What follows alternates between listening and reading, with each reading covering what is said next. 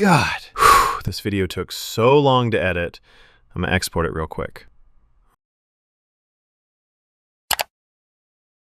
Oh no, please not again. I gotta go to bed, dude. It's already too late. One eternity later. Finally, just 1% more and I can go to bed and finally rest.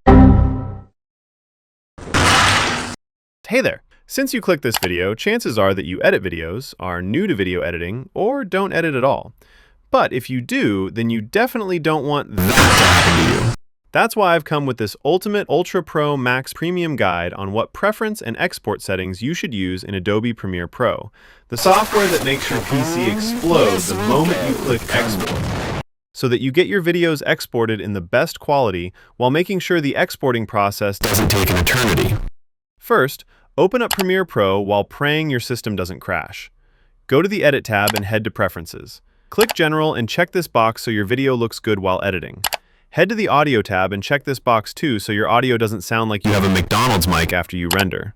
Go to Audio Hardware and set latency to lowest so you can apply sound effects perfectly. Change autosave settings if you want. Go to Media Cache and set this to 10 gigabytes.